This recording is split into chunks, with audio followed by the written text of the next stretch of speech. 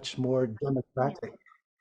Um, because of that, the challenge to all the Buddhist traditions, certainly including Zen, the challenge to Buddhism is greater than ever before. And so it's really worth our while asking, okay, Zen, Buddhism, what's going on now that Buddhism comes to the modern world? And to me, at least, immediately three things come to mind. First of all, the fact that any Buddhist tradition that's coming to the West is very likely now to be interacting with other Buddhist traditions. Here in the US, I can't say about Italy, I don't know, but here in the US, there's a real cross-fertilization going on where Zen teachers, insight or Vipassana teachers, Tibetan teachers, there's a lot of communication. There's a lot of conversation going on, learning from each other. And this is something that I see as really important because it helps us avoid the kind of dogmatism that we can easily fall into if we focus on, one teacher, one center, one tradition. One of the fascinating things is, for Buddhism, what's important is waking up. Sometimes we use the analogy of finger pointing at the moon. And the more fingers we have pointing at the moon, the more helpful this can be. The point being, in different places, in different times, different things, different teachings might be more helpful in helping us wake up. So that's the immediate thing that strikes me. But in addition to the conversation, the interaction among all these Buddhist traditions, we also see a lot more conversation and interaction with other spiritual traditions. This is something that I've been very involved with. I've written a lot on the similarities, the differences, the comparing spiritual traditions like Buddhism with Advaita Vedanta, with Taoism, for example. When we look at the Abrahamic, we think about Christian mystics, like for me especially, Meister Eckhart. In the Islamic tradition, Sufism, there's so much to be learned, again, from noticing, from experiencing the similarities with these traditions. Again, in many cases, different fingers pointing at the moon. Now, I'm not suggesting that we sort of mix them all together, but nonetheless, from this conversation, I think there's something very important to be learned to shake us out of one way of talking and thinking that one way of talking, one set of concepts, one doctrine, that is sufficient. Again, the point in Buddhism is always the moon. And and all these interactions with other traditions can be very helpful in helping us escape identifying the finger with the moon. So those are two really important things that are happening now that Buddhism is coming to the modern world. But there's one more that I want to emphasize, and that's the main thing that I will be talking about today. The fact that Buddhism isn't just coming to the modern world, it is coming to the modern world in a time when that world is experiencing a lot of crises. People sometimes talk about polycrises, polycrisis, poly meaning many, many crises. A few years ago, one of the really important American writers, Noam Chomsky, he said in an interview that right now is the most dangerous time in human history. Let me say that again. Right now is the most dangerous time in human history. That's quite a thing to say. And so I tried to think of a counterexample, but I couldn't. I think he's right. he specifically mentioned three issues, three problems. The first one was climate change. Um, the second one was the problem of nuclear weapons, the danger of nuclear war, which has become, I think, much greater since his comment was before the Russian invasion of Ukraine. And I think we can see that indeed many of us thought, oh, nuclear war, that was about the Cold War, that's over now. Well, it's not over. He's right. We have over 100,000 nuclear weapons in the world, that could go off at any time. And that threat is very dangerous. If only a small number of them were used, it would end civilization, probably, as we know it. And the third thing that Chomsky referred to was the decline of democracy. The fact that, I remember when I was growing up, there was the sense that democracy was spreading and the world was becoming more equitable in that way. And it's simply not happening, especially in the last decade or two. We have to acknowledge that in many cases, democracy is being suppressed. We have many leaders who take over and then once they're in power, use their power to make their own nation less democratic. I'm here in the United States, for example. I think the obvious example, the obvious attempt was Donald Trump, President Donald Trump, when he tried on January 6th to, sort of overthrow the election. I don't know enough about the far-right government of Meloni in Italy to say whether that's another example, but that's something you can decide for yourself. But I think he's right. There is a real serious decline of democracy going on. And in fact, I think it's worse than Chomsky is talking about, especially when it comes to ecological crisis. He only mentioned in his comment climate crisis, but in fact, the reality is the climate challenge is only a small part, admittedly very, very important, urgent, but it is only a small part of a much larger ecological and social crisis, right? I mentioned social. Let me just mention a couple things there, a couple bits of data, and then focus more on the ecological. According to many calculations, right now there is greater wealth inequality than ever before. I have read that about 1% of the richest people in the world altogether own about 50% of the world's resources. 1% owns 50% of the world's wealth. And on the other extreme, the bottom 50% only have, so these are the poorest half, the poorest, say 4 billion, they only own about 1% of the world's wealth. So this huge inequitable distribution. At the same time, military spending, as always, continues to grow, and the last I've read, it's getting pretty close to $2 trillion a year when you combine all the money that the whole world is spending on military matters. And $1 trillion, remember, that's $1 million, so that's a huge amount of money. Almost half of that by the US alone, I'm sad and embarrassed to say. If you put together literally everything that the US spends on its military, it's just about $1 trillion, depending on how you calculate, which frankly for me is obscene. But when we come back to ecological crises, these continue to grow.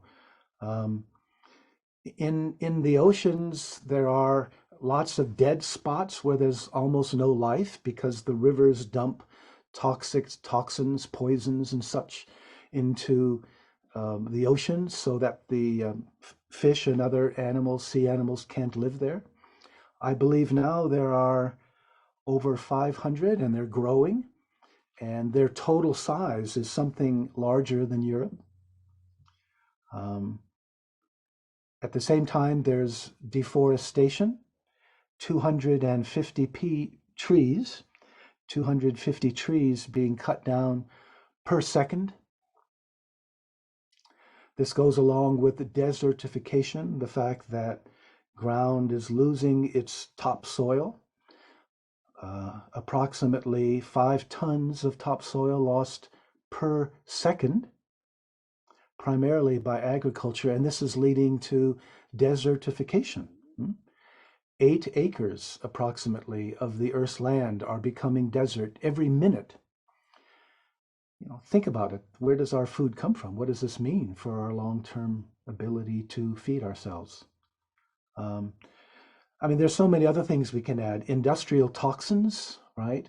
Long-lasting poisons are now found in every mother's breast milk.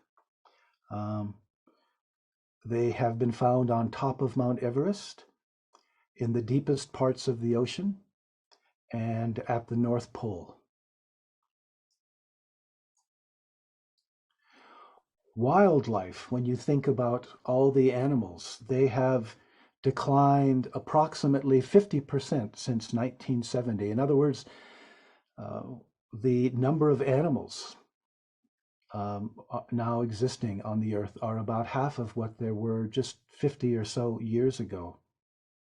And then coming back to human beings, by some accounts, we already have a high, I think, of maybe 20 million refugees a year, not just political or economic refugees, but climate refugees fleeing from disasters caused by a climate that's really gone crazy. Now, I'm sorry to dump all of this on you, but it's just a reminder that we are in a dangerous situation, just like Chomsky says. In fact, I invite you to consider whether we might look at ourselves as a civilization that has lost its way. It's so ironic that in the last century, humanity finally achieved a truly global civilization, and now it does seem to be self-destructing. So much for the idea that I grew up with, and maybe many of you as well, that somehow the world is getting better. I think it's much, much harder to believe in that. And that's a major cause of trauma for many of people in the longer generations, in the younger generations, Gen X, Gen Z, and so forth. Now, so the real question comes down to, well, what should we do in response to all this, to this dangerous situation, uniquely dangerous situation? Here I'm reminded of a couple of Zen stories, Mondo. One Zen master was asked, and I'm afraid I forget his name, but he was asked, what should we do when difficult times come? And his answer was, welcome. Our path is not about avoiding difficult times, but embracing them. And it's no accident that difficult times are often when there's the deepest transformation in ourselves, right? And I think that's to be kept in mind in relation to another Zen Mondo, when Zen Master Yunmen, or Unmon in Japan, when he was asked, what is the fruit of a lifetime of practice? That is, we devote ourselves to meditation. What's the result? And I love his answer. He said, responding appropriately. The fruit of a lifetime of meditation is responding appropriately, learning, being able to respond appropriately to whatever situation arises. But again, coming back to this dangerous time that we're living in now. How do we respond appropriately to something as difficult and traumatic, trauma producing as the situation we're in today? And how much can Buddhism help us do that? Maybe not at all, if you think about it, right? The Buddha lived in a very different time and place, Iron Age India, and the kind of problems that we face today, they were not what he was facing. The same thing is true for Chan, in the first millennium when it developed, and also when it came to Japan and became so important, especially during and after the Kamakura period. The problems that those cultures faced, they're so dissimilar to ours that it's a legitimate question. Can Buddhism, and specifically something like Zen, can it actually help us respond appropriately? Although we can't go back to the original texts, like if we go back to the Pali Canon, the earliest text, Buddhist texts that we have, or we look at the Chan or the Zen texts, we're not going to be able to find in them specific examples about what it is that we should do. Nonetheless, there are really lots of very important implications built into those texts that we can use, that can help us illuminate and respond to our situation. One of them in particular that I keep coming back to, I'm just struck by the parallel between what Buddhism has always had to say about our individual predicament, and as we emphasize in Zen, the fundamental problem of duality, of separation, the feeling that I'm separate from you and from the rest of the world. That sense of duality, you could say, is the fundamental problem, right? Thinking of Dogen, right? The importance of forgetting ourselves, letting go of ourselves, in which case, as Dogen said, I came to realize, or he quoted a Chan master, I came to realize that mind is nothing other than rivers and mountains and the great wide earth. Overcoming that duality, that sense of separation, realizing our interrelationship. So Buddhism, in one way or another, has always stressed that, I believe, maybe more clearly in Mahayana. But it just strikes me, looking at the ecological crisis, how that is just a larger version of the same thing. That the root cause of the ecological crisis is that we feel separate from the earth. That our well-being is separate from its well-being. That we can manipulate it, use it, destroy it, dump stuff into it as much as we want. And of course, the great irony is that because we're not really separate from the rest of the earth, from the rest of the biosphere, that when we do that, there's going to be a karmic rebound. And I think that's exactly what's happening today. That's what we call the ecological crisis. What I want to focus on today is what I think is the single most important thing that Buddhism has to offer today. That more than anything else, I think that can help us understand and respond appropriately to our situation. I'm referring, of course, to the Bodhisattva path, or what we might call the eco-sattva path, because the focus which we need today on the ecological crisis, at least in part, that this is pretty new. Sometimes I call it the new Bodhisattva path, because I think we need to understand it in a somewhat different way, as I will get into. So that's really what I want to spend the rest of my time on, is just reflecting on what does the Bodhisattva path mean for us today. And it seems to me there are three significant things that leap out that we should really focus on. The first of them, of course, is what the Bodhisattva path has always been about. The fact that it involves a double practice. Bodhisattvas continue to work on their own practice, on their own transformation and awakening. But at the same time, they know that that's not sufficient, that they also need to be engaged in the world, which is basically the idea of what the Bodhisattva path is. Um, but I would say it goes even deeper than that. So we have these two practices. On the one hand, focusing on our own zazen, koan study, whatever that may be, and at the same time being engaged in helping other people.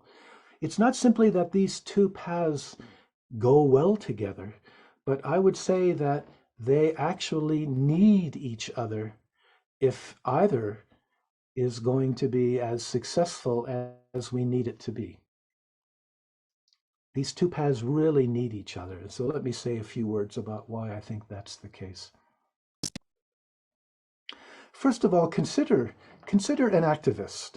Consider an eco-activist, for example, maybe Extinction Rebellion, XR. I've been involved with them, and 350.org here in the US.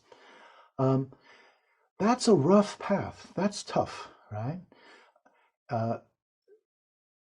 Sometimes you win, often, maybe more often, you don't. And the reality is, given the destruction that, for the most part, continues, it's very difficult, I think, not to become discouraged or disheartened or angry or burnout. I mean, it's really tough unless one's activism is grounded in some kind of spiritual tradition, spiritual practice that can help us to ground ourselves, such as what you're doing, such as what we're doing, Zen practice.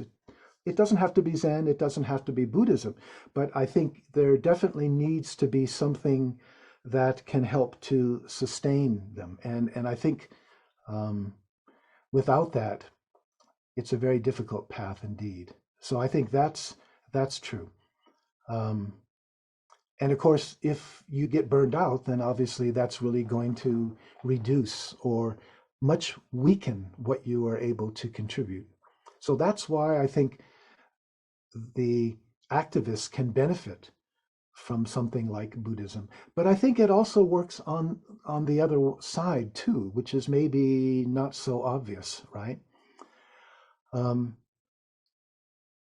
Acknowledging the importance of social and ecological engagement is a really big step for many of us, because traditionally we have been taught that Buddhism, Zen, is about focusing on our own individual minds, our own individual transformation, right? Our own individual awakening, kensho, whatever. The danger, the temptation for us Buddhist practitioners is what you might call just complete focus on that. Attachment to our own serenity, clinging to emptiness, it's sometimes called, and therefore becoming detached from or indifferent to what is happening in the rest of the world, right? I think we can see how this happens. Why do we come to something like Zen practice? Why would we spend all this time, energy, money, sore butts, sore legs? Why would we do all that? In almost every case, we come to Buddhist practice because there's something missing, something not quite right about our own lives, right? There's a dukkha. There's a sense that our lives could be something more. And so this is what brings us to Zen practice. So naturally, when we start out, I think there's a certain sort of individualistic preoccupation. It's about what's going on in my own mind. But if we continue to practice and the practice continues to grow, we begin to see that that kind of self-preoccupation is actually part of the problem, or it becomes part of the problem, right? It becomes self-defeating in that it can actually reinforce this sense of a self inside that's separate from the rest of the world outside. It can reinforce the sense that my well-being, my enlightenment, is separate from your enlightenment and from the well-being of everyone else. So you could say that insofar as a sense of self, separate self, is the basic problem, compassionate commitment to the well-being of others, including the well-being of the biosphere, the planet, has to be part of the solution, right?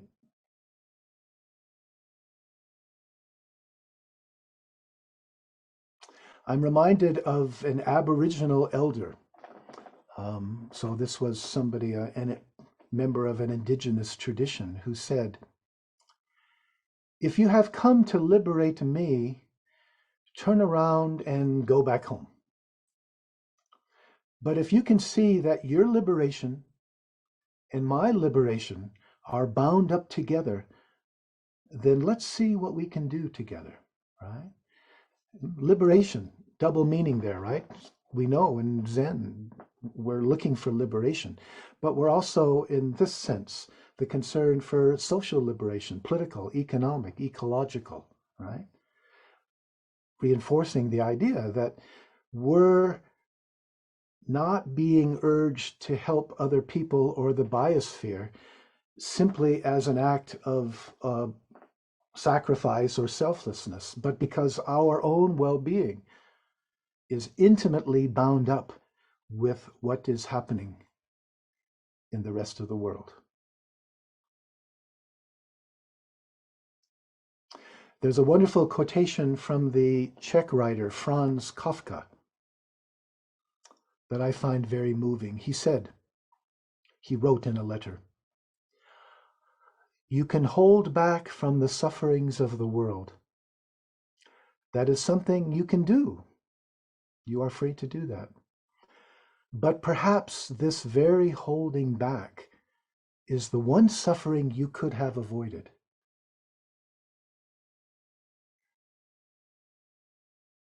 We can turn back. We can try to turn back from the sufferings of the world.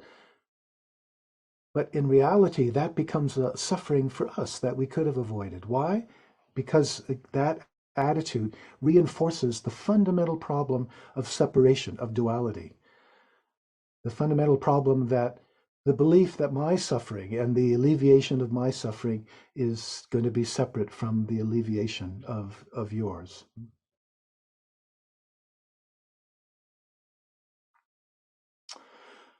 Perhaps my all-time favorite quotation, I like to throw it in almost every talk, but in this case it really fits very well, right? My favorite quotation actually isn't by a Buddhist, it's by an Indian Vedantin named Nisargadatta.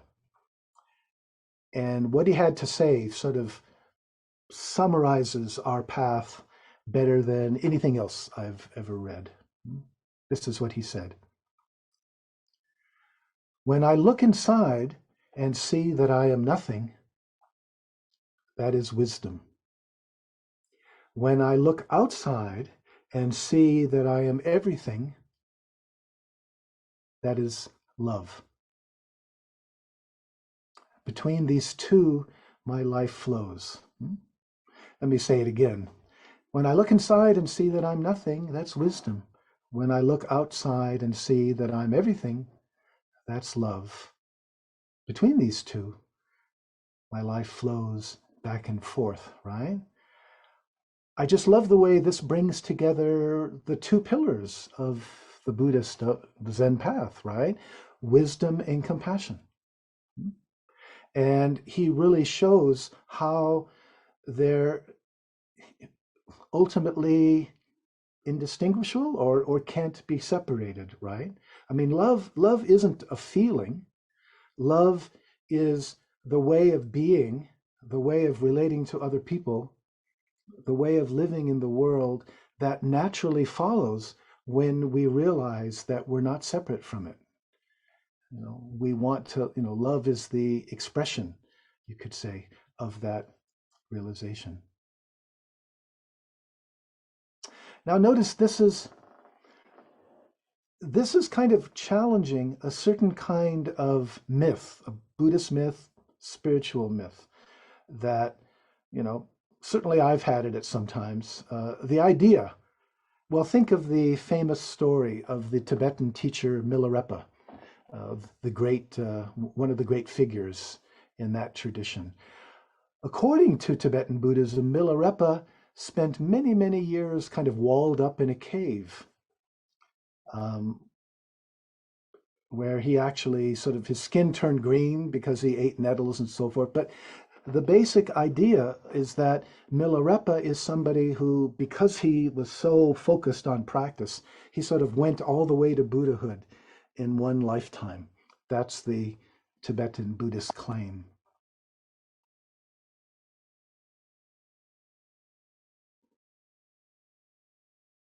I think there's a problem with that. As Joanna Macy put it, the world, the world as we usually live in it, the world has a role to play in our awakening. You know, it's not that,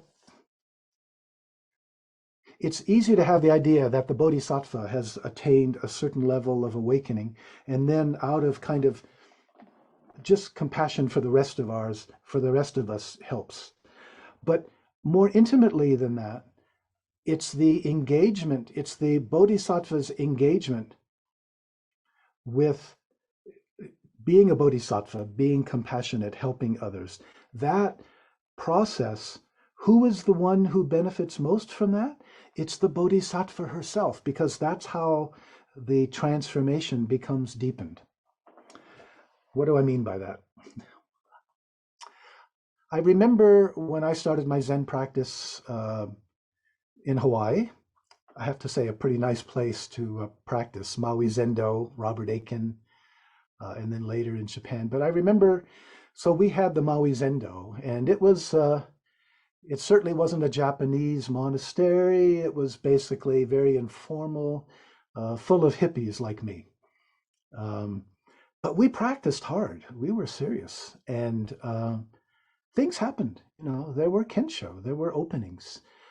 But what I found, and I know some others as well, having an opening, okay, that's one thing, but actually integrating it into how you actually live your life when you say go into town or whatever, that's actually often much more difficult, right?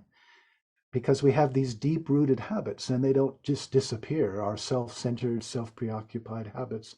They don't simply disappear because we have some insight, some moment of awakening. That's something we have to work on.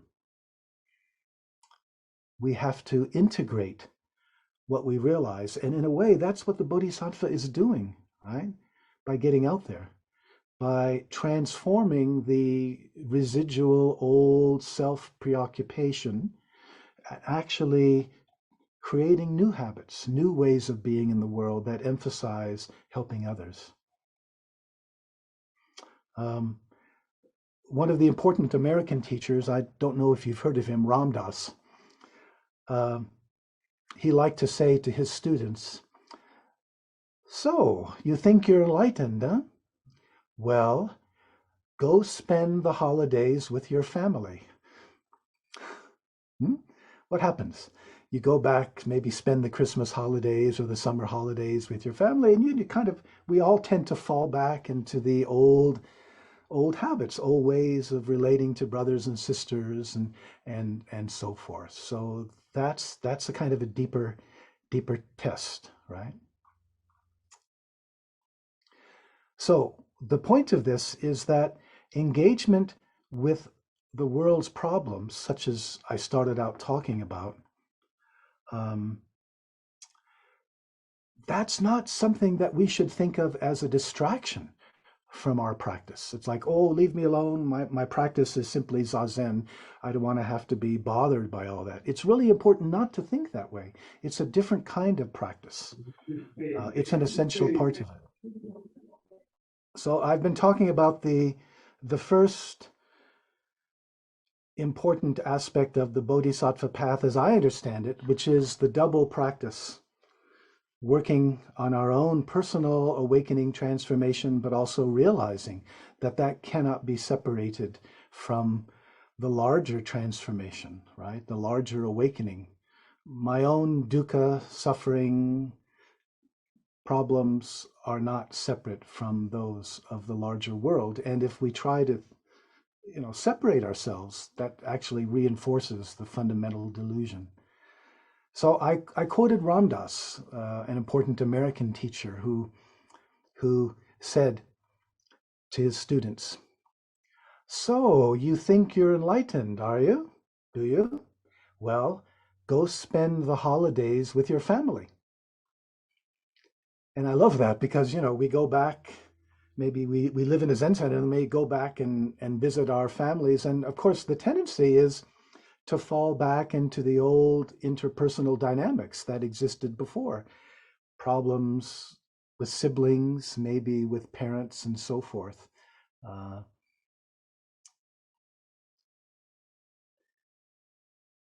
The point being that it's important for us to see that engagement with the world's problems is not a distraction from our practice, but a different kind of practice, an essential practice, especially today when so much depends on that.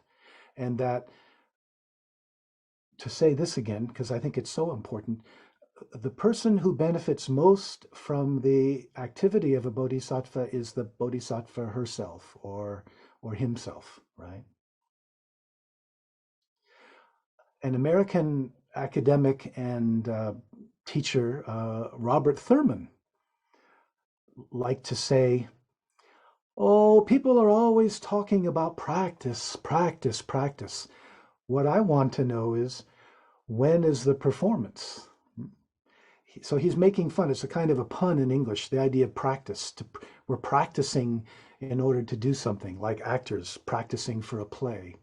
And the really important part of this is that we shouldn't think of our practice as something separate from our engagement with the world. One of the most important Japanese teachers, Kukai, also known as Kobodaishi, the founder of Shingon, he said, "The measure of our enlightenment is how we serve others." The measure, the test of our own awakening is how we engage with the sufferings, with the dukkha of the world, especially at this very difficult time. So that's the first point. That's the end of the first point. I mentioned I had 3 points. The second point is a little different than traditional in that, frankly, I think that we today have a deeper and better understanding of dukkha than the Buddhist tradition has traditionally understood. So that's a pretty strong claim, right? I think we actually understand dukkha more deeply and more broadly, and we need to do that now. I'm not sure. Dukkha, of course, is the Pali word usually translated into English as suffering. Not sure. I expect it's pretty similar in Italian. But suffering, actually, if we want to translate it as suffering, we have to translate it in the broadest sense. Dissatisfaction, anxiety, maybe my favorite translation, dis-ease, discomfort. The Buddha emphasized all he had to teach was dukkha and how to end it, right? In more Zen terms, we could say that Zen is simply about seeing through the delusion of a separate self and all of the suffering, all of the dissatisfaction that goes along with that delusion of separate self. It's interesting how when I go back and look at the earliest recorded teachings in the Pali Canon, it seems to me that the Buddha was a lot more progressive than the institution that developed after he died. And this is important, socially progressive. I mean, when you look at his attitude toward women, the fact that he created a sangha for women, bhikkhuni sangha, and also his attitude toward caste, which would be like the racism of his day, that when you join the order, you lose caste. There's no caste in the order. The only priority is in terms of when you joined, yeah. So when, in fact, you weren't even really supposed to talk about caste.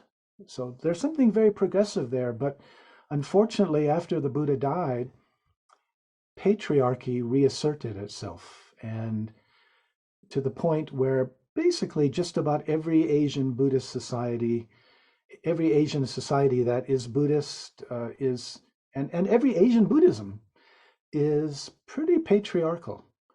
And you know, the way that Buddhism kind of caught on, I mean, at the beginning, of course, Buddhism was a little cult and it became very successful, grew very quickly. But one way it did it, of course, is that it wanted royal support. Not only royal toleration, right? But they wanted kings to support them, give things to the Sangha. We have the story of the great Indian emperor Ashoka, who supported a lot of Buddhism. But what this meant was, you know, remembering that no Asian pre-modern Buddhist society was democratic, right? It's kingdoms, it's very hierarchical. And Buddhism didn't want to challenge the hierarchy. It depended on its support.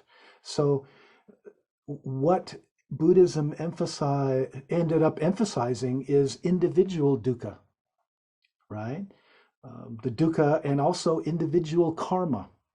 So that, you know, the idea of karma is that, well, if I suffer, it must be because of something that I did myself earlier or maybe in a past lifetime, right? Shouldn't blame anybody else.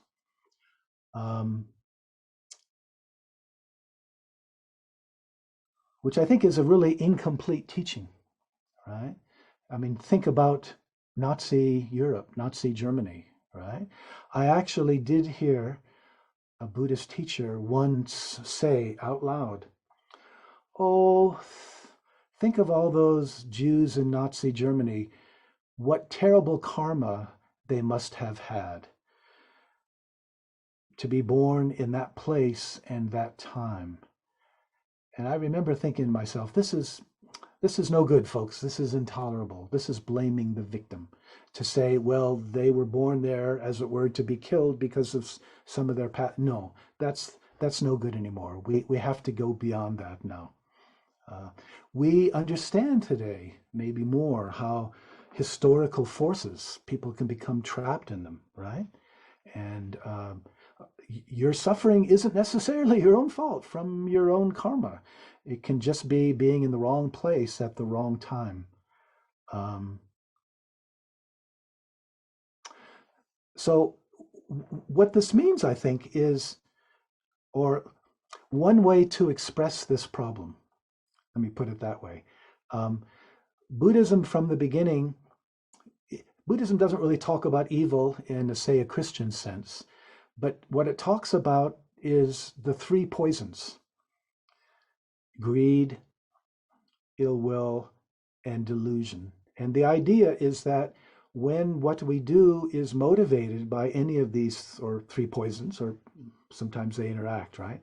But if what we do is motivated by these three poisons, then bad things happen. It tends to create bad karma. Fair enough. But what I think we need to do today is realize, and this is an important step, we need to realize that the three poisons have become institutionalized. They're collective. That the three poisons are not simply an individual problem that we work with individually, but they have become social problems. For example, if greed, the first poison, means that you never have enough, Well, in a way, I think our economic system can be understood as institutionalized greed in the sense that corporations are never profitable enough. Their market share isn't big enough. Their stock prices in the stock market, they're not high enough. They can always grow. And nationally, we are very preoccupied with national GDP or GNP, the idea of this need for growth. To me, that's the definition of greed. But here's the question. Why is more and more always better if it can never be enough? If it can never be enough, that's greed, I think. And that's the problem that we're in today, especially when you consider, of course, that the economic tendency, the capitalist tendency to sort of keep growing, more resources, more markets, that is now, it has run up against the limits of the biosphere, what the biosphere has to offer. In a way, the ecological crisis is because our economic system wants to keep growing, and boom, now the levels of pollution, carbon emissions, etc., are creating the ecological crisis. Now, I've talked about corporations, but let's be honest. Let's talk about us as consumers. More and more, we are taught to define ourselves, to think of ourselves as consumers. And it's the same thing with consumers. When do you have enough? In fact, I would say that the number one religion in the world today is consumerism. If we understand consumerism as teaching us what's important about the world and how to live in it, right? In terms of how people actually do live, even if they go to church on Sundays or to a Zen center on one day of the week, still there's this very strong tendency reinforced by advertising. All the advertising that wants to condition us keeps teaching us the next thing you buy will make you happy. Always the next thing you buy, right? This treadmill of you where you never actually get to the end. So that's the first institutionalized poison, greed. But I think also ill will, if you think about the strong, I mean, here in this country, in the US, racism, still very strong. Also, nationalism, I think more generally, militarism, these could be understood as collective versions of ill will. So that it's not simply operating on an individual level. I mean, the amount of money that we spend on our militaries, at least, especially here in the US, is quite obscene, as I said earlier, right? But also, the third institutionalized poison, delusion, right? Again, something I think we've all become much more aware of. The internet was supposed to bring us together as one big family. Well, we know how that ended, right? Think about the role of fake news, also advertising, but propaganda, nationalist, political propaganda, wanting us to think and to vote in a certain kind of way. All of these, I think, it's really helpful if we try to understand what's going on here as examples of collective institutionalized poisons, greed, ill will, delusion. And just as Buddhism has always said, when what we do individually or collectively, when what we do is motivated by these, it's going to create problems. It's going to create dukkha. And it seems to me that's exactly what's happening here.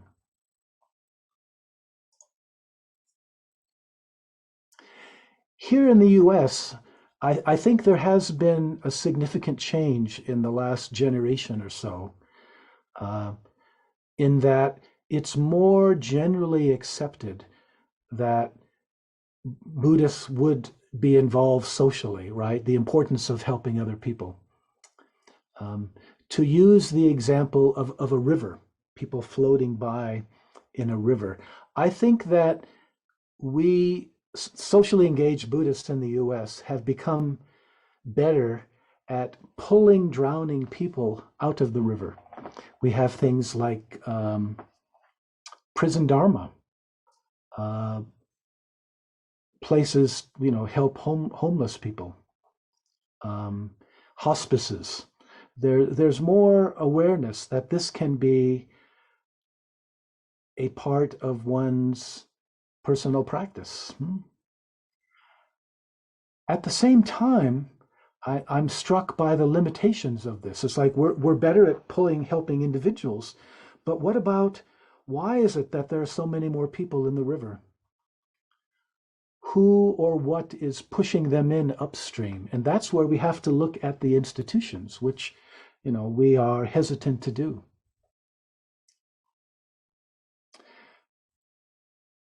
The kind of collective crisis, polycrisis that we're facing now requires us not simply to work on our own individual greed, ill will, delusion, but we also have to work together to find ways to address these collective versions of greed, ill will, and delusion.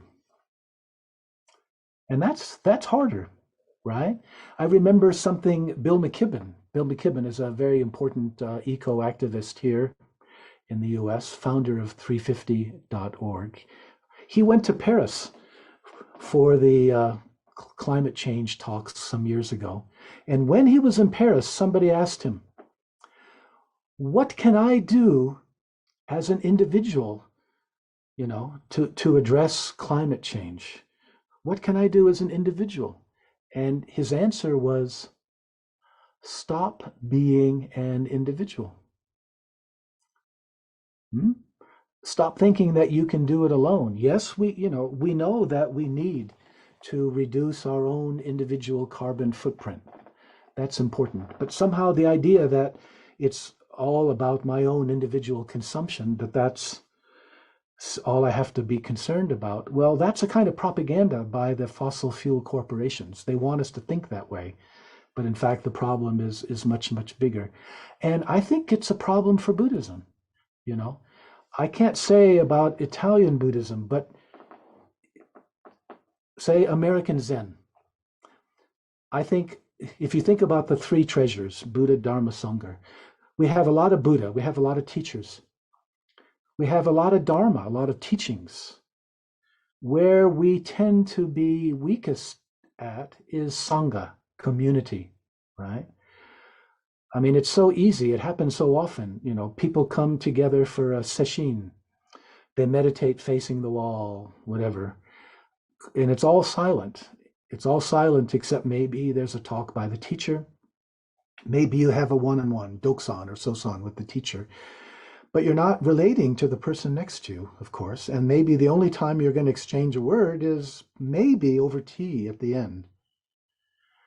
Well, frankly, that may work very well in terms of depth of individual meditation, zazen, but we need more than that, right? We need to find ways to connect with each other. We need to find ways to spend more time informally, bonding, creating friendships, creating relationships, right? Because there's no way that the institutionalized greed, ill will, delusion can be addressed if we don't find ways to work together. And so we have to encourage that. So that's the second point. Maybe the third point is my last point, but before getting into it, let me just pause for a moment and do a reality check. Is everything going okay? Everyone can see and hear me all right? I can get some feedback. Sì, va tutto benissimo, grazie. Okay.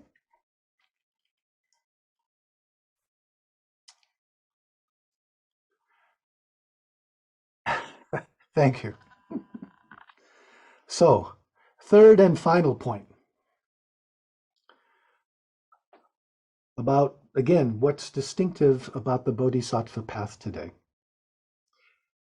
And the important thing here, I think, is that the Bodhisattva path doesn't tell us what to do, which makes sense because, when it developed in Asia, our situation was so different, it can't tell us what to do, right? So we need a kind of flexibility. And in fact, a lot of things need to be done. But the Bodhisattva path has a lot to tell us about how to do what we do. That's where I think it's so powerful, extremely powerful. And that's why I think actually this may be the single most important contribution of Buddhism to our present Pali crisis, right? So traditionally, the Bodhisattva path is quite different from the Eightfold Path, right? If you know much about the original Buddha and his teachings, he focused on the Eightfold Path. Bodhisattva path, interestingly, focuses on developing 6, they're called paramitas, perfections, quality traits, character traits. The emphasis is on developing 6 character traits to the highest possible degree. Sometimes they're called transcendental, but it just means perfecting them or really making them very strong, right? Traditionally, the 6, generosity, moral behavior,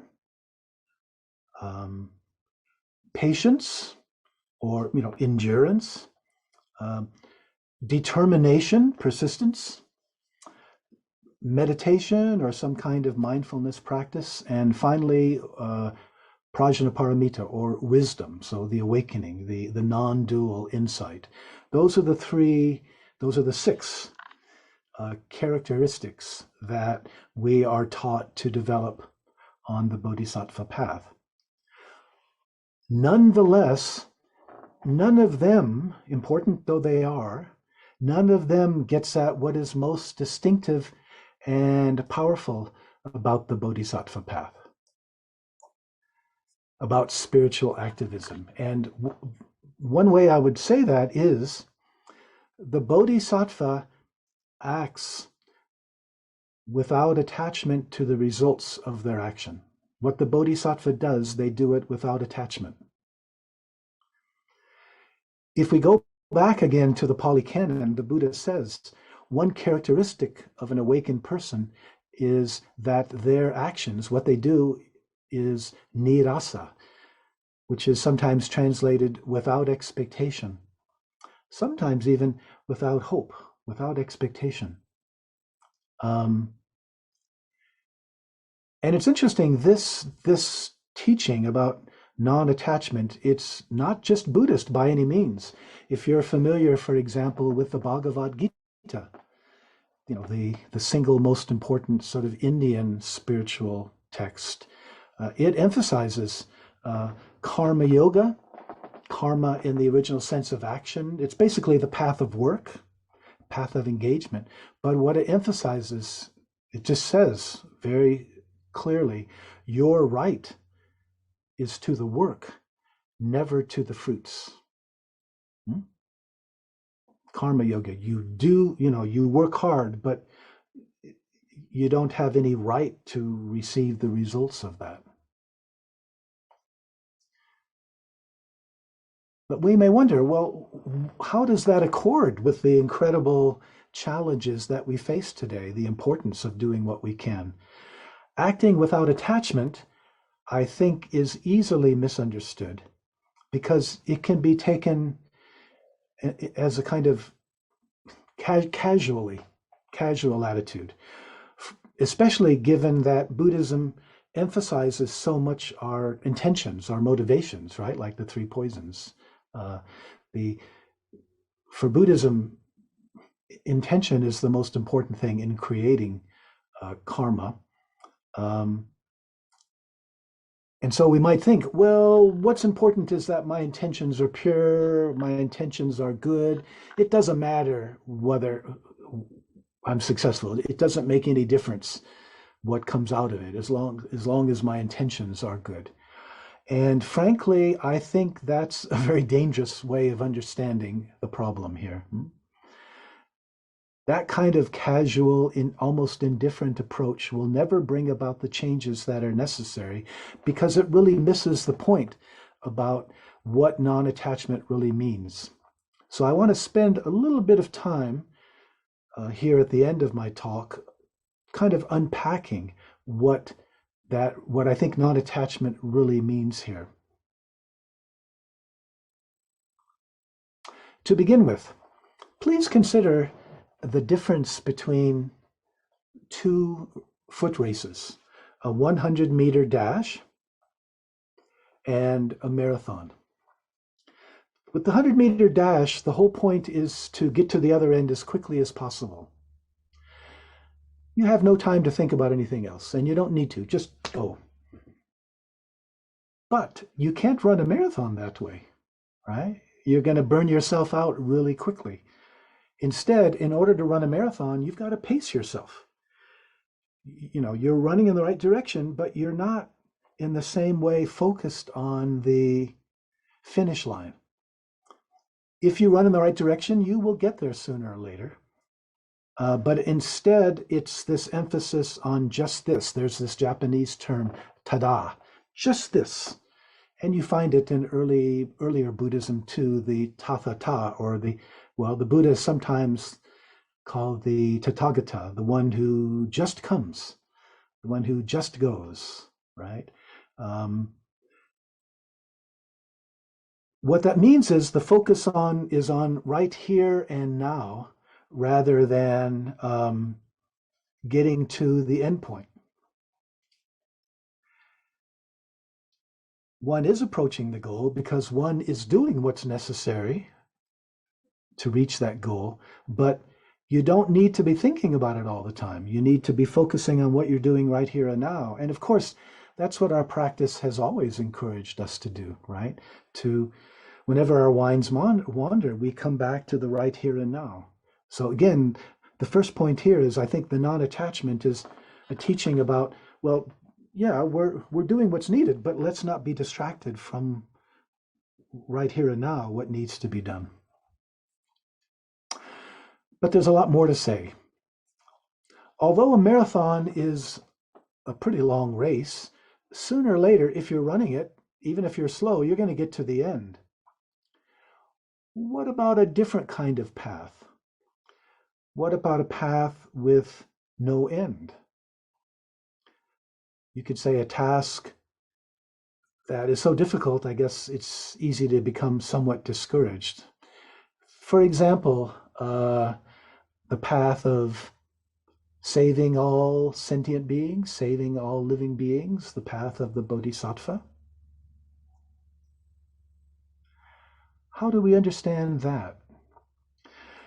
As you well know, in Zen temples and monasteries, right? I think pretty much every day we recite the 4 Bodhisattva vows. And the first vow is to help all living beings awaken, right?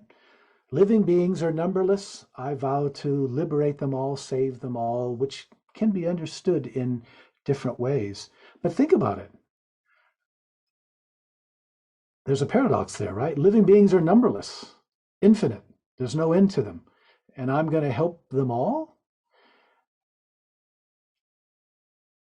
If we really understand what that means, there's this real danger of becoming overwhelmed, right? We're vowing to do something that cannot possibly be accomplished. That's the important point. And here's the irony. That the vow cannot be fulfilled, that is not the problem. That's the point of the vow. Since the vow cannot be completed in the sense of now I've done it, it's more complicated, right? There are different ways of looking at the vow and how one responds. But in the general sense, what the vow is really calling for is reorienting the meaning of our lives. As I alluded to earlier when I talked about the Maui Zendo and the world has a role in our awakening and so forth, right? The real vow is in the process of doing what we're doing, that there's reorientation of the meaning and focus of my life away from the usual self-preoccupation, like what's in it for me, right? This reorientation, the meaning of my life isn't about getting what I need or what I think or what I desire, but working to promote the well-being of everyone. In other words, on the day-to-day level, what becomes important is not the unattainable goal again, but the direction of our efforts. A direction that in this case reorients us without an endpoint. And I think this has enormous implications for the Pali crisis, for the many-sided crisis that we face today.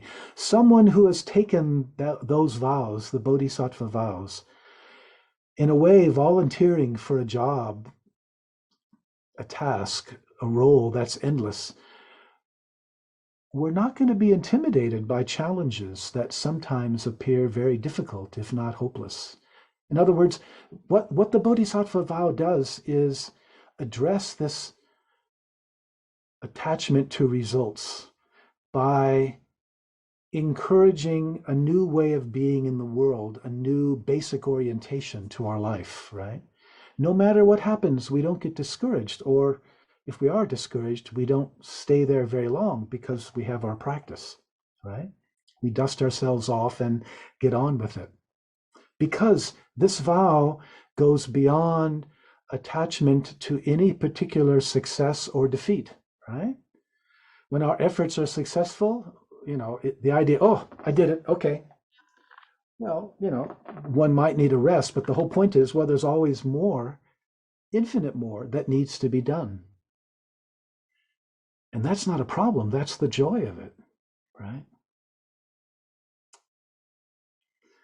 Once we realize our non-duality with other people and with this magnificent planet, this is the way we want to live. We don't want to do anything else. It becomes our passion and our joy. If we're not successful in what we're trying to do, well, we try again, or in a different way, or maybe that's not the way to go for the time being. Maybe there's something else that needs to be focused on. But the point is, we don't get stuck. We don't get dependent on results. Whether successful or not, there's always more. We always do the best we can.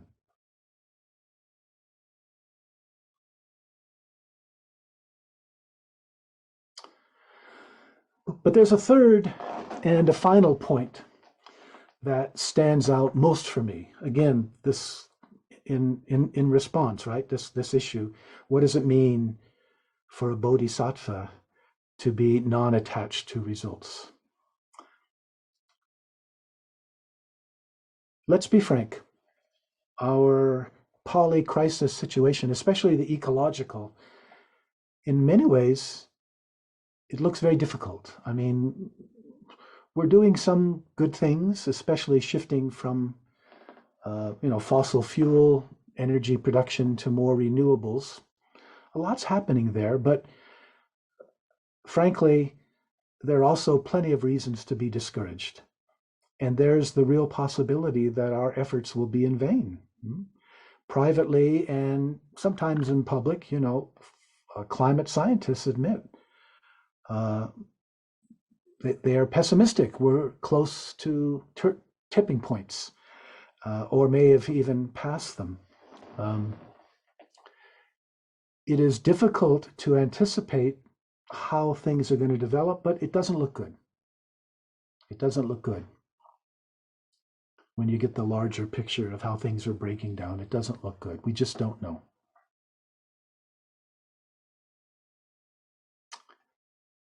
We just don't know.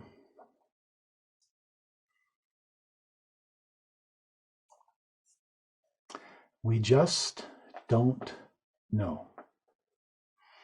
I wonder if that sounds familiar to anybody. Isn't that something that our practice cultivates? Don't know mind. Not knowing is most intimate. Here in the US, it's the first tenet of a group called the Zen Peacemakers, right? Cultivating don't know mind, bearing witness to the joys and sufferings of the world, that's the second. And third, taking actions that arise from that not knowing and bearing witness. Not knowing doesn't mean ignorance in the usual sense. What it does mean is cultivating a mind that's more spacious, more open, not stuck on a particular point of view. We become more aware of our own reactivity, more open to the perspectives of others. So it's not a fixed position. I mean, it's like not knowing is not a fixed position, but a different way of engaging with the world as it is right here and now. We don't know what's going to happen next, but we do the best we can according to what we understand, but we're also ready to change as the situation or our understanding of the situation changes.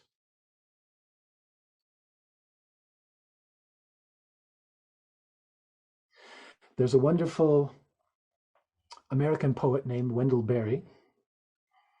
He has a little poem called The Real Work, which begins, "It may be that when we no longer know what to do, we have come to our real work. And that when we no longer know which way to go, we have come to our real journey."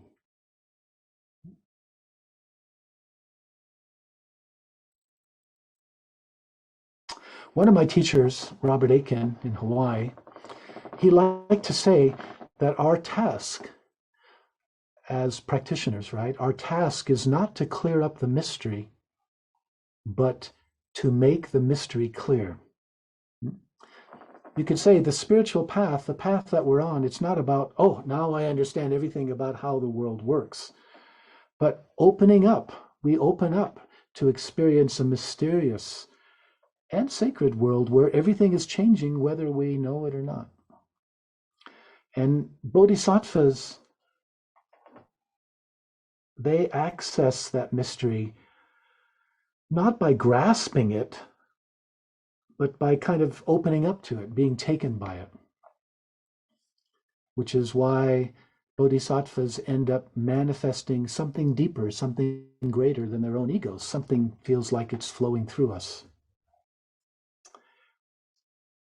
This awesome mystery of don't knowing, it's not debilitating, but it's empowering, because it liberates us from dogmatism and fixed ideas about ourselves and the world.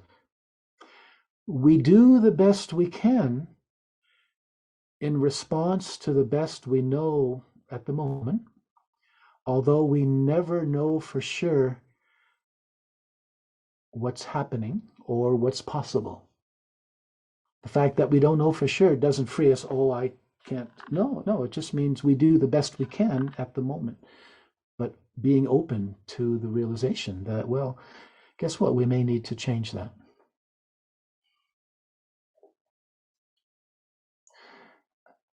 I should probably emphasize here that when I talk about this kind of engagement, eco-activism, for example,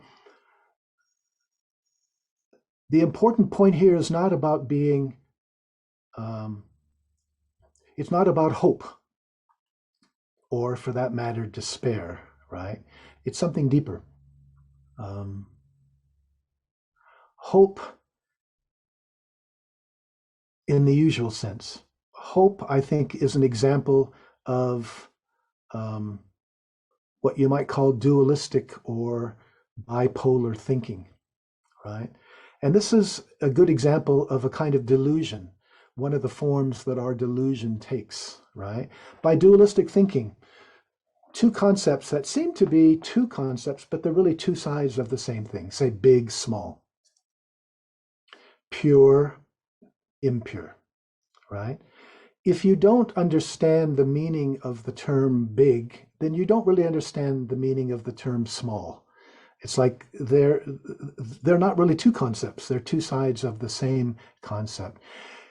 The problem occurs, this is where we sometimes get tripped up, where it causes a real problem for us, is that when there's a duality like that, we want one side, but we don't want the other, right? We want to grasp the one, get rid of the other, but it's the nature of dualistic bipolar concepts that you can't separate them. You've got to take them both. For example,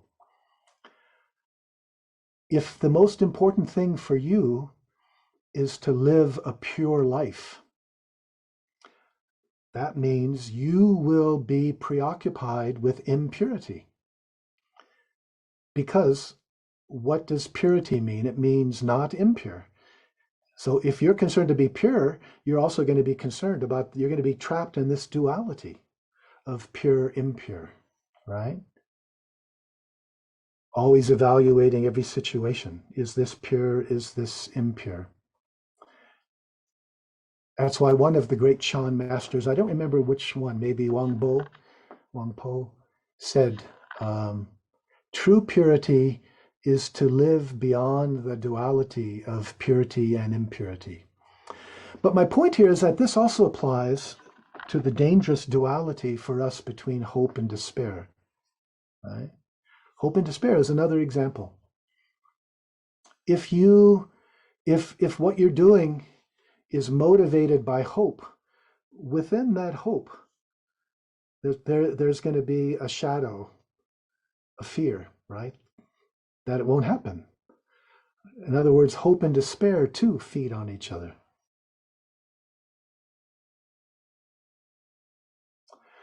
The actions of a bodhisattva are motivated by something deeper, a compassionate generosity of spirit that wants to express itself, wants to do the best it can. It seeks results, but it's not dependent on them, right? Joanna Macy, a very important teacher here in the US, said something really wise about hope. Let me quote her. I find that assuring people there's hope, including myself, is not all that useful. In Buddhism, there is no word for hope. It would be viewed as a distraction from what's at hand. It takes you out of the present moment and into conjecture. I think that all we can really affirm is where we want to put our attention. We have a choice. Do I want to give up and surrender, or do I want to join those working for a more livable future? Since the outcome is uncertain, we have to enjoy doing something exhilarating and useful without knowing for sure if it's going to work out.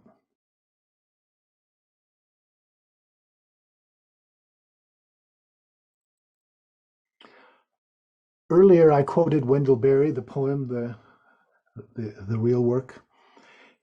He also talks about this. He says, quote, "We don't have the right to ask whether we are going to succeed or not.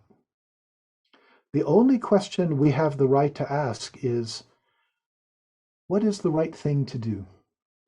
What does this earth require of us if we want to live on it?" In other words, what I'm trying to highlight here is the danger of getting trapped, in what we do in this duality of hope and despair. Instead of that, what I think is important is grief, to feel our grief, right? The opposite, grief too has an opposite. Is it an opposite? No, not really an opposite, but it has a pair. Grief is part of a pair.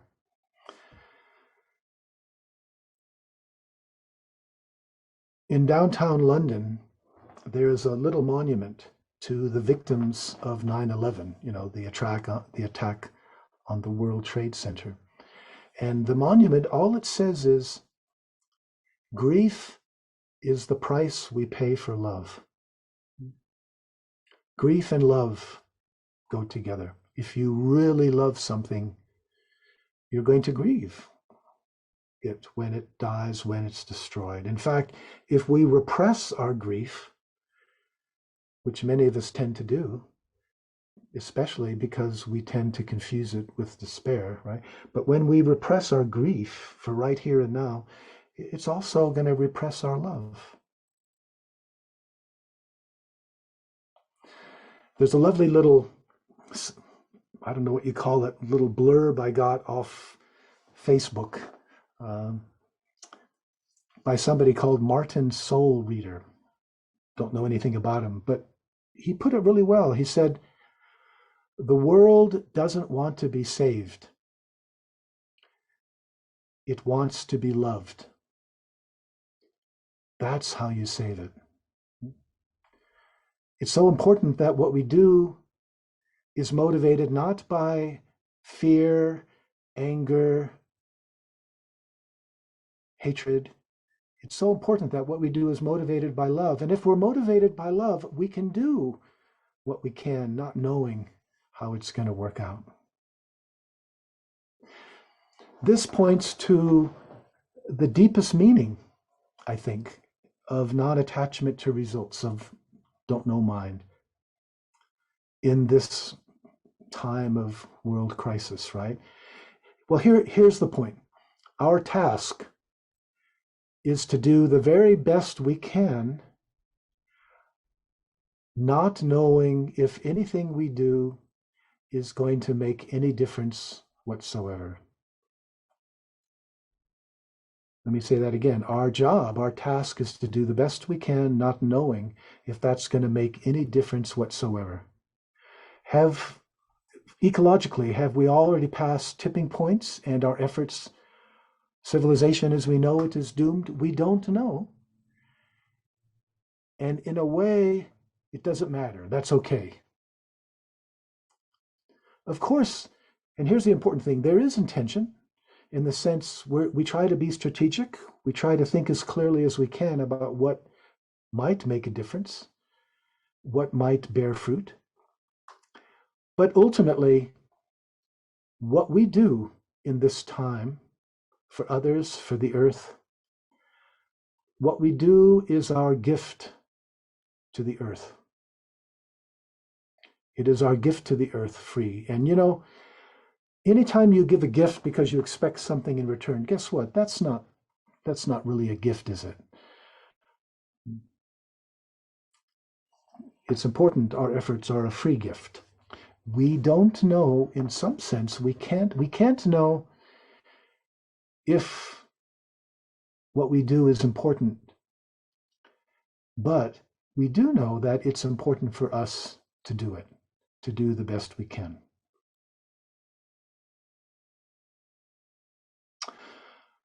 Of course, to be so unattached to the result of our efforts, that's a very high bar, right? It's like, it's one thing to set that up as an ideal, but to actually achieve it, that's tough. You know, maybe nobody can embody that double practice fully, but that's okay. It's like, we're not here to be perfect, but to do the best that we can. Sure, things don't work out. I can get very frustrated, but I'm so fortunate I have this wonderful practice, Zazen, where I can let go of those feelings of failure and frustration and get on with it, keeping on the bodhisattva, continuing to do the best we can.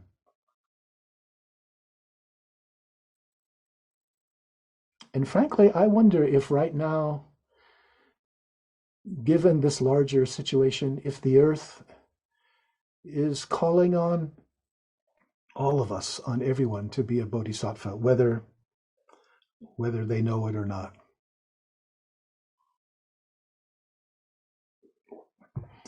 So to conclude, frankly, it seems to me that if contemporary Buddhism, including Zen Buddhism, if contemporary Buddhists, including Zen Buddhists, right, if we can't do this or don't want to do this, to follow this path, then maybe Buddhism isn't what the world needs right now. But of course, the whole point of what I've been trying to say is I think Buddhism does have a great deal to offer that can help us understand and respond, help us figure out how to respond appropriately to the greatest challenge that humanity has ever faced. I think Buddhism does have a role to play, but it's also really essential for us to get out of this mindset that it's just about our own peace of mind, our own awakening. So, thank you. I'll stop there. And hope that we still have time for some discussion. And hoping, first of all, that what I had to say made sense.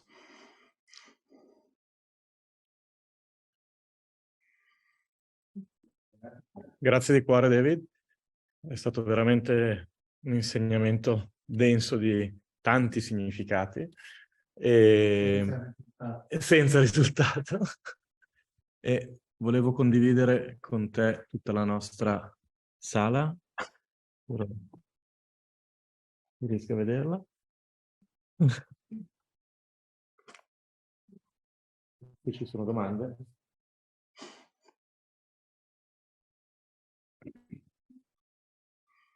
Dai, Anno. Ma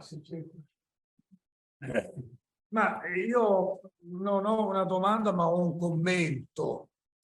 Io non mi occupo di ecologia, mi occupo di Zen, evidentemente, ma sono molto d'accordo su quello che tu hai detto del percorso del Bodhisattva. È veramente fondamentale.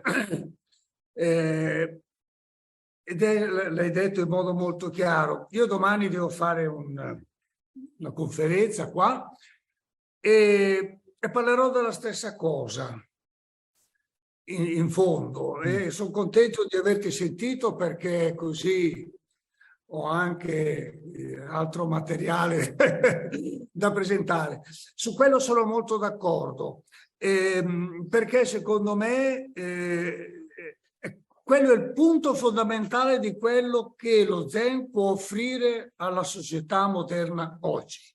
Il percorso del Bodhisattva, come tu l'hai spiegato, e come io cercherò anche io di spiegarlo domani. Credo che questo sia l'unica possibilità che offre il buddismo al mondo moderno. E questo è veramente, ma questo è una rivoluzione. Questo soprattutto in Occidente è una grande rivoluzione.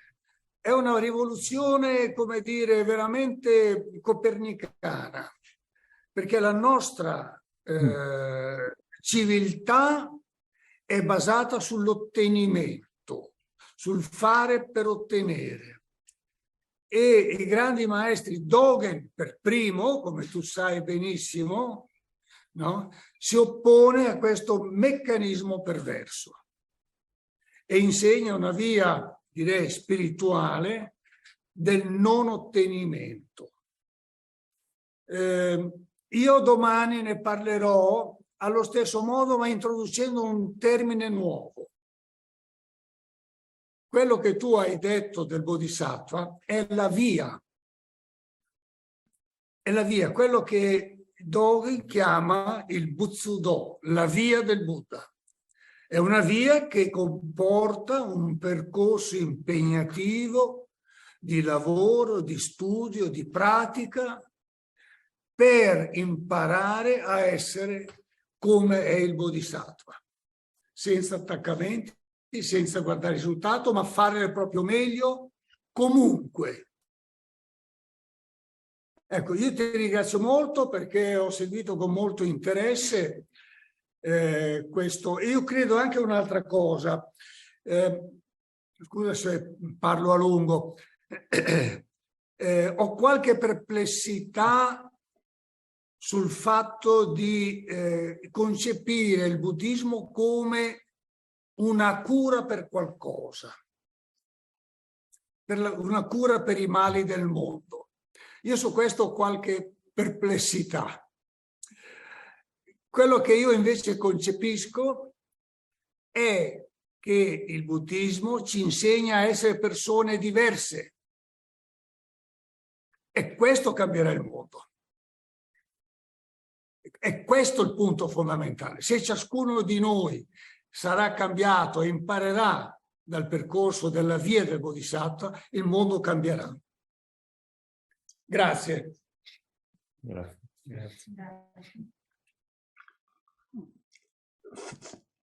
Thank you very much for those supportive words.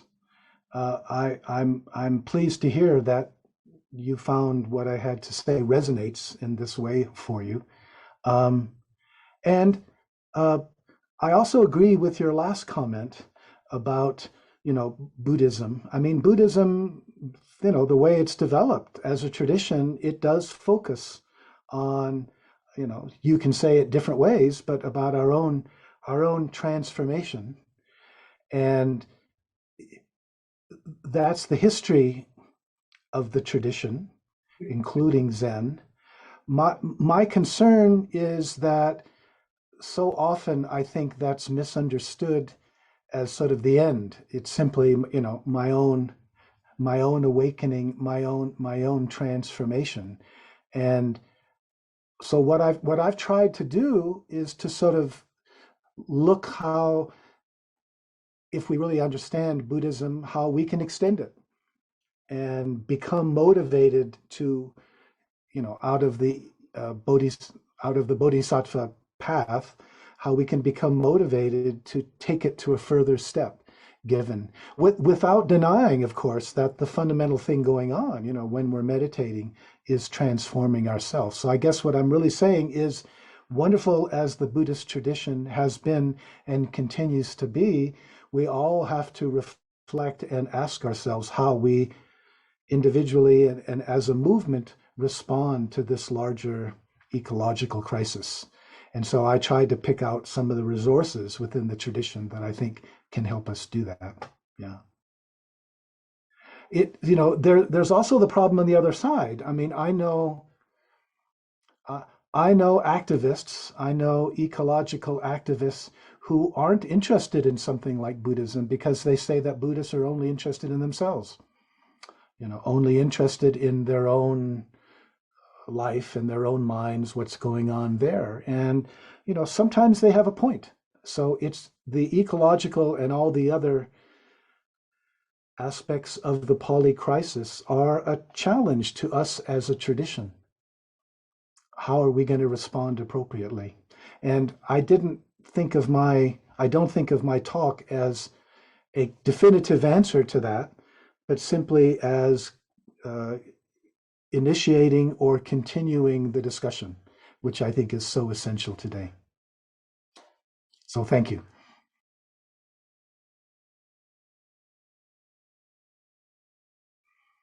Grazie.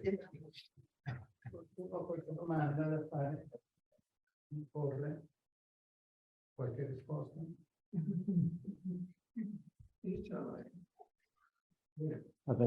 Vuole avvicinarsi un pochino? No, che incrociato. Ok, vabbè.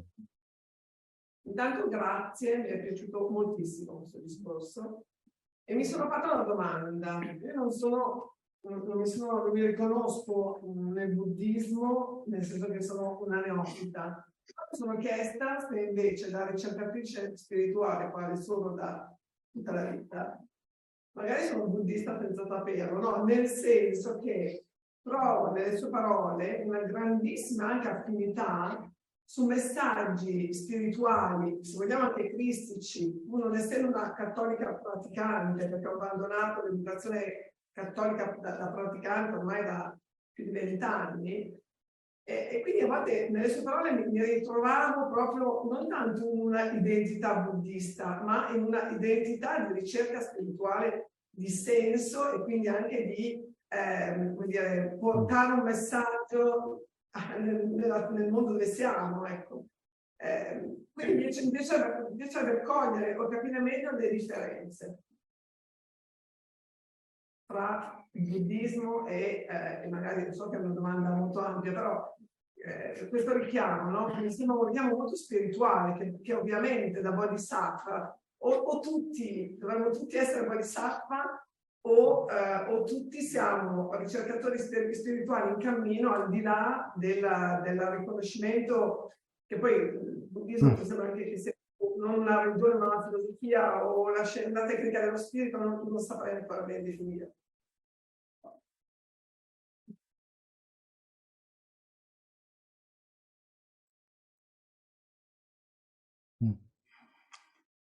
Thank you for that. Yes, I don't know if it's worth mentioning in passing that I was also raised Catholic, and like you, I haven't practiced that in many years, but maybe that enters some way into what I'm engaged, the way I see Buddhism.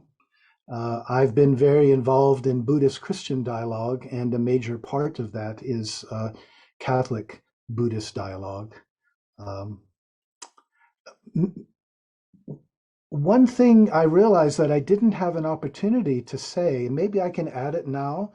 I didn't really say very much about, what to do. And that's the most common question that people ask me. They listen to this talk or something similar and they say, this is very meaningful, but what should I do? How do I decide what to do? Because I really haven't said anything about that, right? It's all about how to do it. And in response to that, I've come up with a kind of three-part reflection or meditation that I think can help us answer that question, can help us decide what to do. And it's something that individuals can do, but it's also something that groups could do together. So we don't have time to get into it, but I just want to mention these three questions that I think can be so very helpful in deciding how we engage, or let's say how to be a bodhisattva. The first question is reflecting deeply on one's own situation, taking into account everything. What do I have to offer? Or if it's a group, what do we have to offer? Like on the individual level, taking into account my age, my health, my network of friends. Where do I live? Am I retired? Do I need to make money?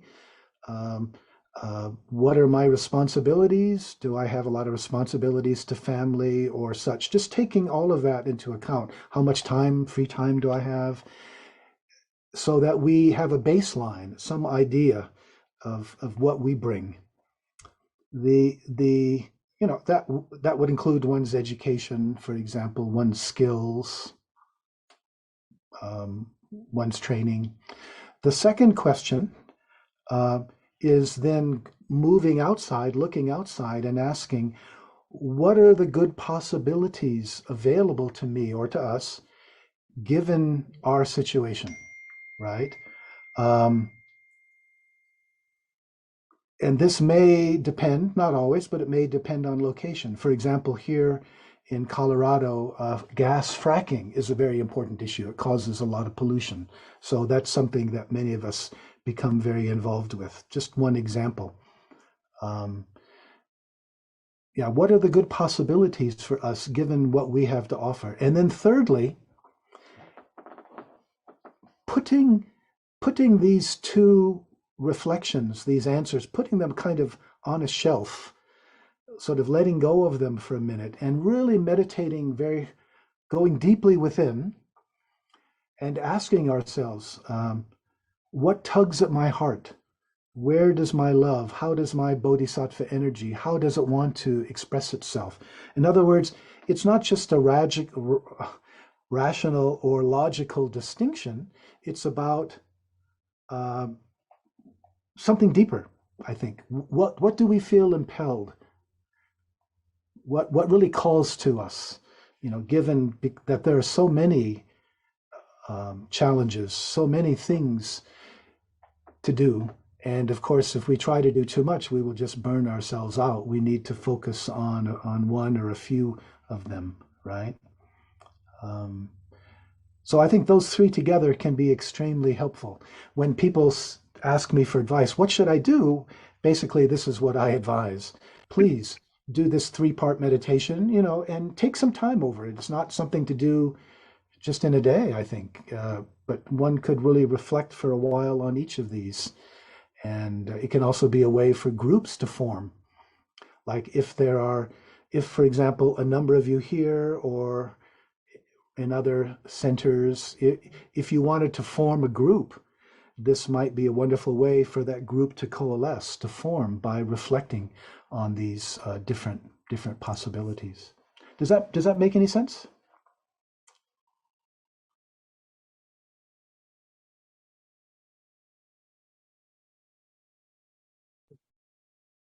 Sì, sì. Sì, grazie. Good. I notice a question from the left.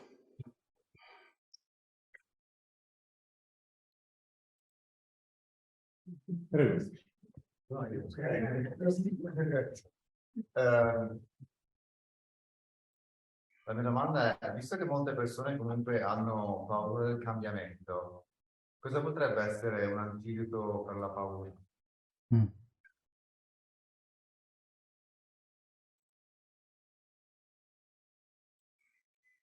Love. Getting in touch with our love.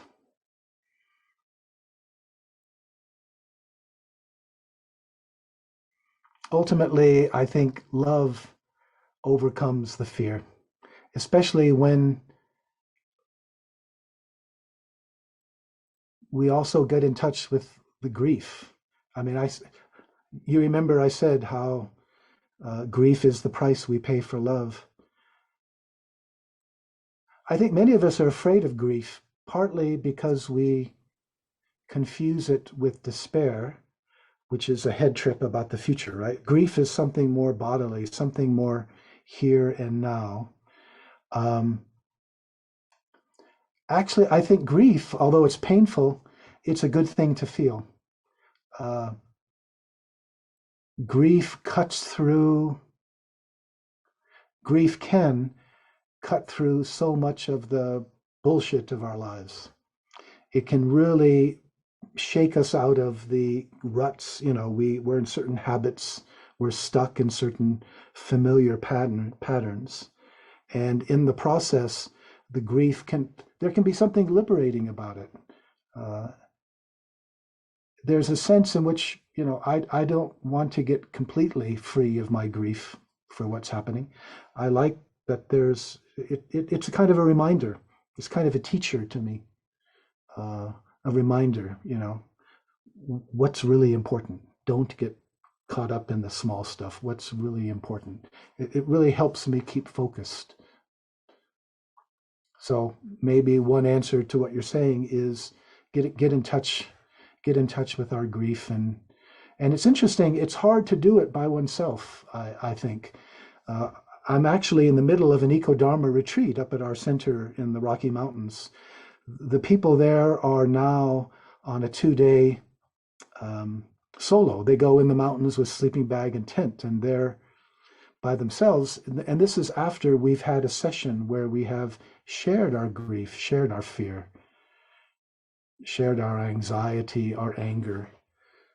And doing it together is very, very powerful, because when other people open up and cry, as so many of us do when we do it, it helps everyone else open up. It's often the most powerful part of the Eco-Dharma retreat. I don't know if that's a good answer to your question, but there's a number of reflections that followed from it for me. Grazie. Io ho una domanda. Salve, buonasera. Lei ha parlato di attivisti ribelli, immagino tipo un po' radicali, ecologisti radicali che ci sono anche in Italia, e anche di i 3 veleni istituzionalizzati, fra cui uno è il capitalismo, che è praticamente un veleno ormai istituzionalizzato, e della crisi della democrazia. E la mia domanda è, secondo lei, diciamo, c'è spazio per intervenire all'interno delle istituzioni in un senso per portare un cambiamento positivo, per esempio nei partiti politici tradizionali che partecipano alle elezioni, alla democrazia, eccetera, oppure nel capitalismo, facendo un capitalismo un pochettino più, come dire, sostenibile, oppure no, non c'è possibilità della riforma e ci vuole tipo una cosa più radicale. Grazie. It's a great question. Thank you. I think many things are needed. You know, we have eco-dharma groups here in Colorado. I have one friend who is a retired banker, and he goes to Washington. So he lobbies for what's called a carbon tax with the Congress. You know, because he's a banker, he's able to talk to conservatives in a way that many of us have trouble, you know, CEOs and such. So he does one thing. I have another friend who's really been very helpful. When my wife and I bought this house, we, you know, did a carbon check. I forget the term, but, you know, reducing our carbon imprint. He helped us get a kind of evaluation of what needed to be done. I've been personally involved in Extinction Rebellion. I have a history as a nonviolent activist. During the Vietnam War, I was a draft resistor. I refused to go to Vietnam. And you know, other people too, like not sit-ins. And other people become very interested in electoral politics, trying to, you know, support the more aware, the more progressive candidates. And so we can ask, which of those is a Buddhist thing to do? And I would say all of them, and many more, that many things need to be done. For example, I'm very interested in what might be called, you know, non-violent direct action. So, you know, for example, I'm thinking more and more about private jet airplanes, that the richest people, they have all these private jets. And I'm very interested in demonstrations against those because they're so polluting just for the benefit of so few people. I think we should, if not tax them really, really highly, make them so expensive that they should think twice.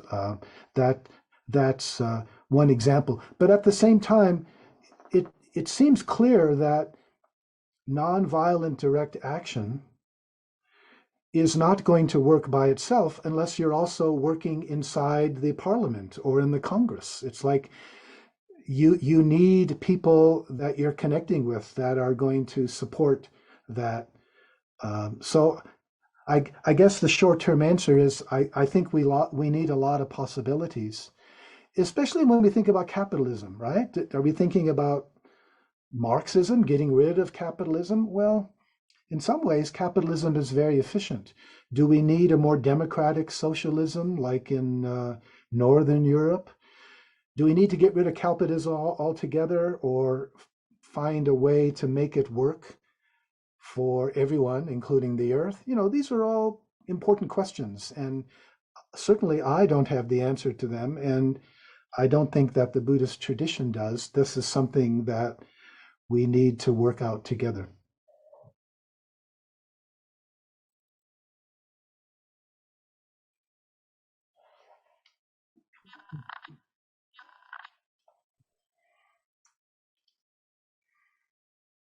Grazie, sono Tetsugen, grazie.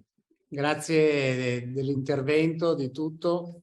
Mi sembra che il suo accento poi principale sia, come diceva prima, non tanto, e come dice lo Zen, la realizzazione personale, ma quella insieme a tutti gli esseri.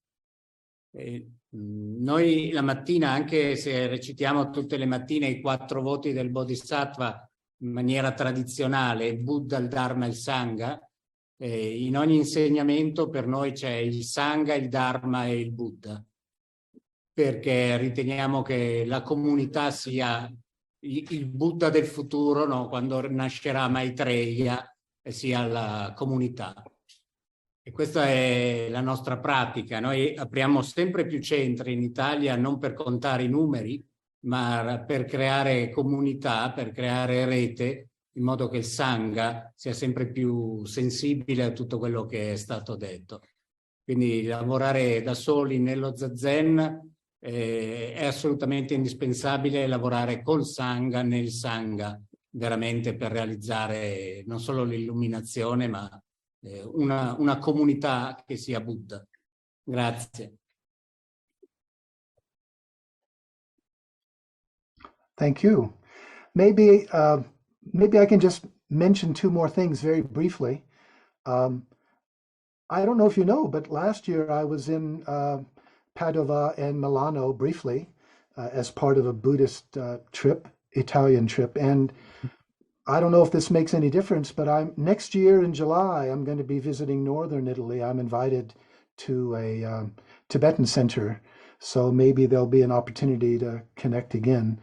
The other thing I want to emphasize very much so is gratitude to the translators. It really seems to me translators work twice as hard as I do, right? I just talk. I say anything I want. Thank you, Ariella and Barbara, for all your work. It's tough. I can't imagine doing it. So that's all from me. Thank you for your interest and your devotion to the Dharma. May we work together to respond appropriately to this dangerous situation. Certamente.